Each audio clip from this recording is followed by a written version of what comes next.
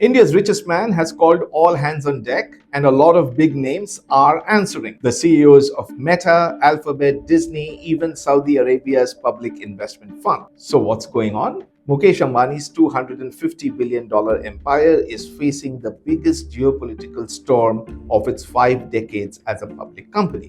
When Trump sanctioned India with 50% tariffs for allegedly feeding Putin's war machine, US officials didn't directly blame Ambani. But his conglomerate, Reliance Industries, happens to be India's largest buyer of Russian oil. And it doesn't help that White House trade advisor Peter Navarro just started referring to the Ukraine conflict as Modi's war. Now Ambani has to walk a tightrope. Obviously, he needs to show solidarity with Narendra Modi, his prime minister, but the billionaire tycoon also can't risk alienating Donald Trump. Reliance's hope of becoming India's first company with $1 trillion in market valuation depends on capital and technology from the US.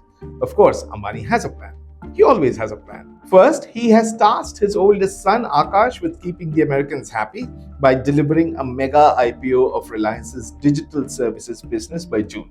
That arm, Jio, is the world's largest data firm with 500 million customers.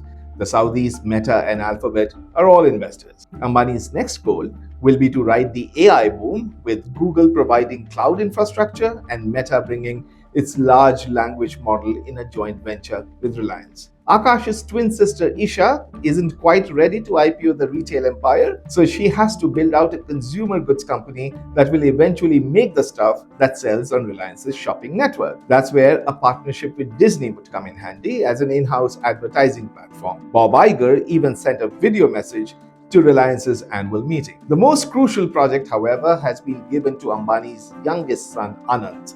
He has to create a renewables unit as big as Reliance's legacy oil to chemicals business in 5 to 7 years.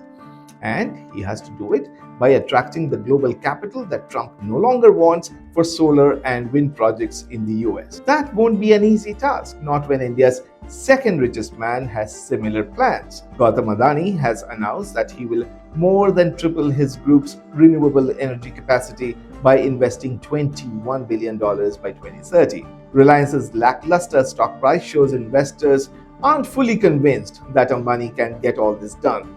Can the First Family of India Inc. prove the naysayers wrong? Only time will tell.